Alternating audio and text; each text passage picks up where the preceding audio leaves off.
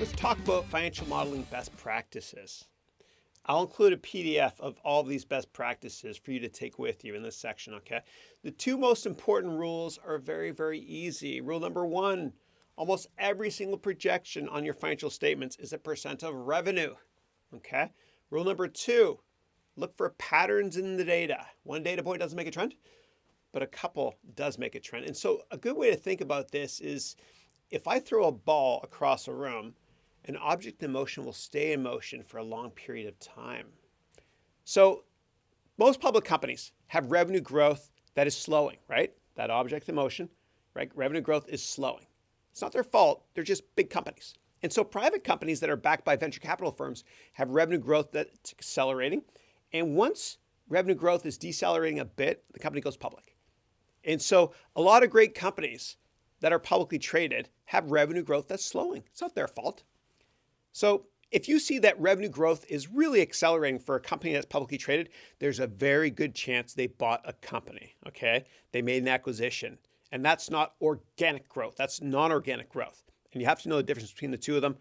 Number five, if revenue growth is down a lot, what happens is the company focuses on improving profits. Why? Because the growth investors want revenue growth to be high. But if revenue growth is slowing too much, then growth investors won't buy the stock. And so management will basically try to make profits go up more, so value investors will buy the stock. Number six, don't talk to the CFO or CEO or IR until you built your model. We covered this before. They're great salespeople. Number seven, if a company has a lot of cash, they'll buy shares or other companies. And sometimes they'll issue a dividend as well, okay? And if the company has too much cash, then what happens is activist investors might buy the stock, get on the board, and force the company to restructure or issue a big dividend. Or heck, somebody could take it private even. Okay, number eight, forecasting tax is really, really hard. Just use the historical tax rate, okay? And you can find that in the SEC filings, which we'll cover soon. Okay, number nine, hard-coded items, right? And you'll see these on all the financial statements we're going to create. Hard-coded items mean non-formulas. They should be in blue. It means you hard-coded and you type them in. Don't worry, this will make sense soon.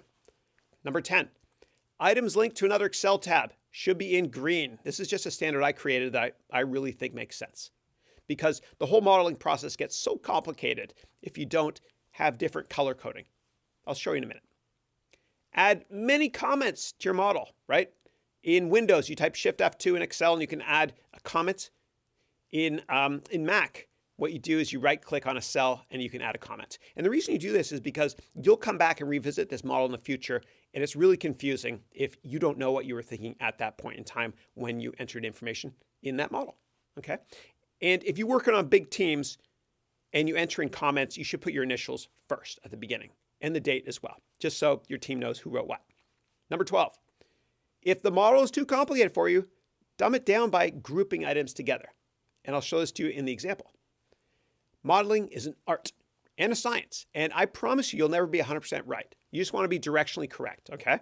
Don't get worried if you're not 100% right. Nobody ever is. Number 14, when you're done with your model, sleep on it and then revisit it the next morning, right? And if you still feel great about what you've created, then you're done.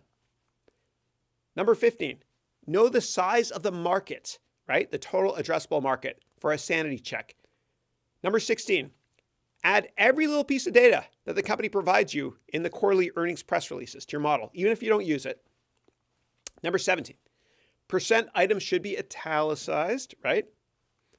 Number 18, spend a lot of time prettying up your model. Make it look perfect, right? Even the formatting and everything. I know it sounds crazy, but just take pride in having a perfect model or a model that's easy to read, I should say. Number 19, you have the same access as the professionals do, okay?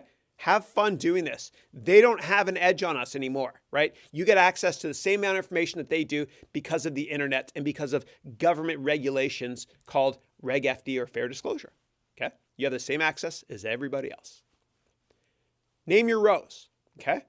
And this is what I mean. What you can do is you can highlight a row, right? Like row 9, see? And then go up to the top left-hand corner of Excel and type in revenue. And that way, it's like using English instead of code, right? Instead of saying divide cell X by sell Y, whatever, you can say divide it by revenue, right? And that goes into your formulas.